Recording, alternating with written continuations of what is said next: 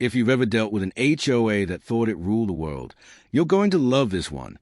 When I inherited my grandfather's 3,700-acre valley in Montana, I expected to spend my days repairing fences, managing cattle, and enjoying the peace he'd worked his entire life to protect.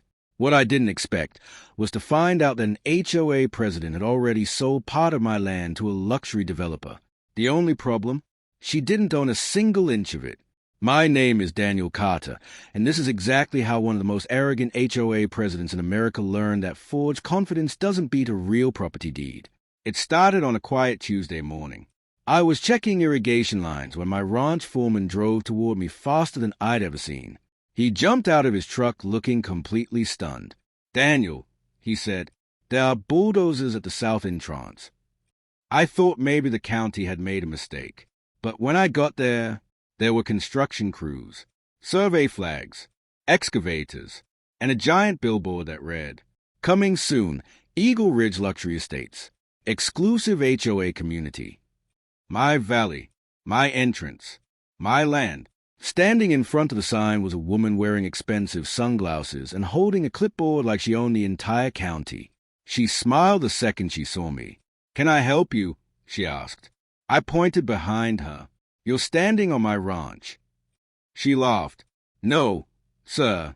This property was purchased legally from the Ridgeview HOA. Construction begins today." I almost thought she was joking.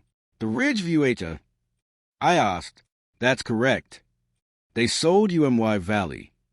She folded her arms confidently. "Everything has been approved." That sentence told me everything. Nobody had checked the county records. Nobody had verified ownership. They had simply believed the HOA president. So instead of arguing, I quietly asked one question. "Who's the HOA president?" She smiled. "Mrs. Karen Whitmore." Of course it was Karen. I thanked the site manager, got back into my truck, and drove straight to the HOA clubhouse. Inside, Karen was celebrating with several board members. There was champagne, architectural renderings, even brochures advertising homes that didn't exist yet. When she saw me, she smiled like she'd already won. "Oh," she said, "you must be one of the neighboring ranchers." I placed my ranch hat on the table. "No, I'm the owner." The room went silent. Karen barely blinked. "I'm sorry," she replied. "According to our documents, the valley belongs to the HOA." I couldn't help smiling. "Then your documents are fake." She leaned back confidently. "Our attorneys reviewed everything." I nodded. "Good. Mine will enjoy this." Karen actually laughed. "You ranch people always threaten lawsuits. We have investors arriving Friday. We're moving forward." I simply stood up. "See you Friday." That's all I said. For the next 3 days, I didn't call her. I didn't argue online. I didn't post angry videos. Instead, I visited the county recorder's office. I requested certified copies of every deed connected to my family's ranch. The original land grant, tax records, boundary surveys, inheritance filings, everything. Then I called the title company. Their investigation lasted less than 2 hours. The buyer had never purchased my valley. They had purchased absolutely nothing. Karen had attached a neighborhood map, not an ownership deed. She literally sold land the HOA had no legal claim to. Friday morning arrived. Luxury investors filled the clubhouse.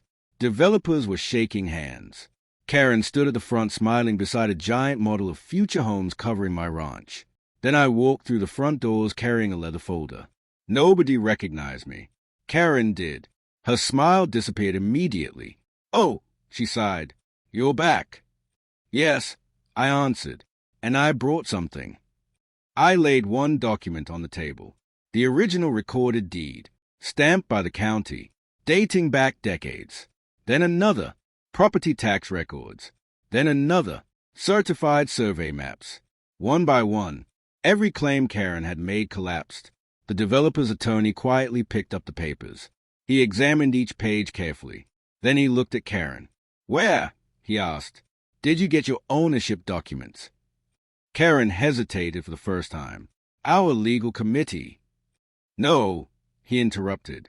"Where did these come from?" Nobody answered. The attorney turned toward me.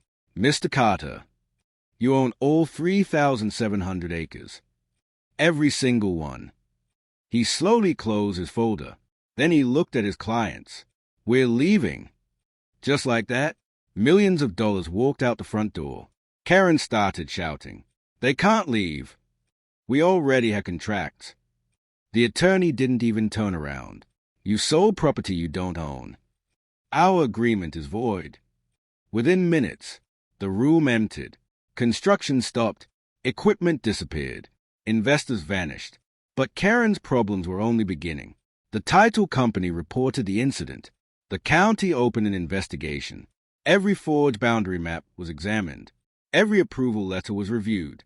Several board members admitted they had never verified ownership. They simply trusted Karen. Months later, the HOA's insurance refused to cover the lawsuits because the board had acted outside its legal authority. Homeowners were furious. Special assessments skyrocketed. Karen resigned before the first public meeting. Then came the final twist. The county required the HOA to pay for removing every unauthorized road marker, sign, and survey stake place on my property.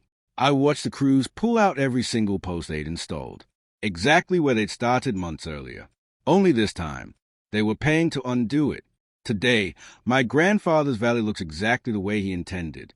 Open fields, rolling hills, cattle grazing peacefully. No luxury subdivision, no fake HOA expansion. Just a ranch that still belongs to the family that earned it. Because confidence can fool people. Fancy presentations can impress investors. But when the courthouse opens the records, only one thing matters: the name printed on the deed.